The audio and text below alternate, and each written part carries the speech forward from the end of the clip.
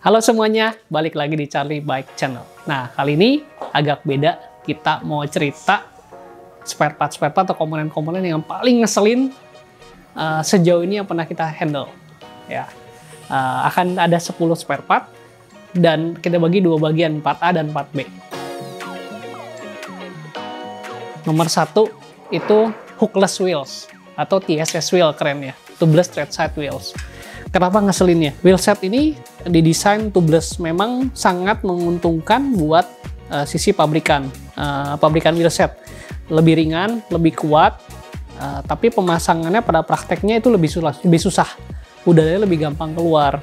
Terus juga safety-nya tuh berkurang banyak. Dan kalau terjadi sesuatu, biasanya disalahin bukan dari wheelsetnya, tapi yang disalahin adalah ban atau pemasangannya atau cairan sealernya dan lain-lain. Makanya menurut kita ini tuh yang spare partnya ada dan ngeselin adalah TSS wheels. Ini nggak cuma Jeep ya, cuman NV AR, NV generasi 4 terbaru juga sama, pakai tubeless straight side semua. Dan menurut kita kurang cocok buat iklim main di Indonesia yang kita mainnya hajar-hajaran 2-3 jam. Yang kedua itu ban tubeless. Kenapa ban tubeless?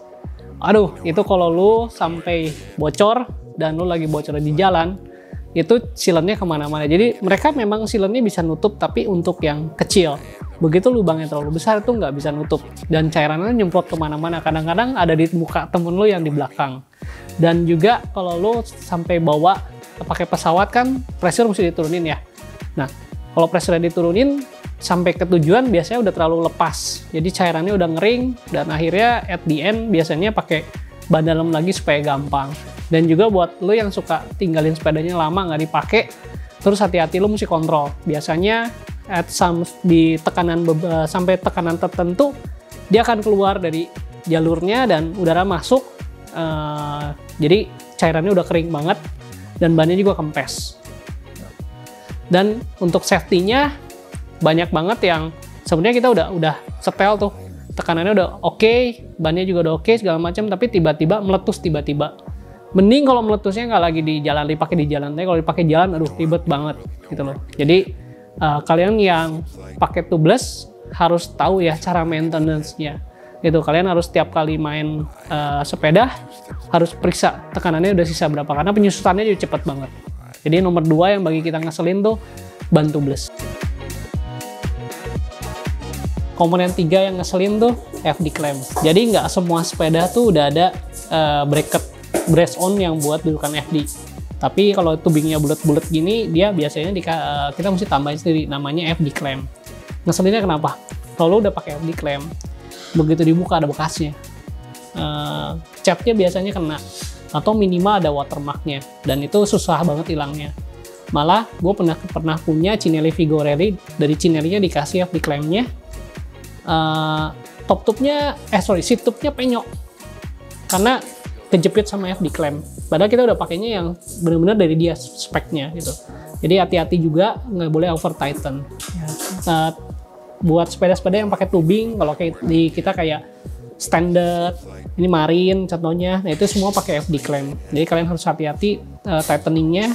Cuman biasanya kayak lagi catnya biasanya suka rusak. Nah ini makanya kenapa standar gua nggak mau pasang FD clamp, karena kalau pakai FD clamp ini warna kuningnya bisa lecet. Gue lebih pilih kombinasinya one by, dan memang kebetulan sepeda ini kebanyakan dipakainya cuman buat di Jakarta dalam kota aja. Jadi gue pakainya single tuh, dan tetap clean look. Nah yang keempat yang paling ngeselin buat gue tuh Favoura Sioma. Tapi jangan salah sangka, bukan barangnya Favoura Siomanya, tapi warrantinya yang agak ngeselin. Kalau kalian coba untuk klaim sendiri Favoura Sioma itu ke Favoura Siomanya, itu cukup ribet. Mereka akan minta static weight test. Itu adalah caranya, kalian bisa lihat di apps-nya, itu agak ribet, dan mereka minta tesnya berulang-ulang dan fotonya berulang-ulang. Mereka minta foto dari berbagai sudut, udah gitu mereka minta coba dibongkar dan kasih lihat ke kita, dan kita pasang balik lagi pakai Newtonnya juga beberapa. Dan jujur proses untuk sampai di ACC itu cukup agak lama gitu loh, karena balik lagi jam kerjanya juga beda, jam hari liburnya juga beda.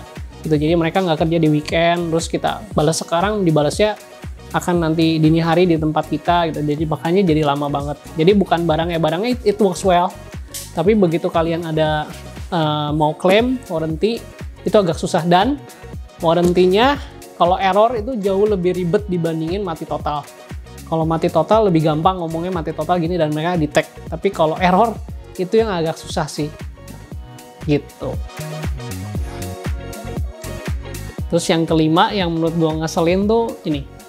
Seat post NV, bagian seat clampnya dengan saddle. Pertama kadang-kadang perlu effort buat masukin saddle ini ke relnya. Dan yang kedua adalah di saat kalian mesti ngatur tiltnya, di situ juga kalian mesti nyetel torsinya 5,5 Newton. Jadi lumayan takes time.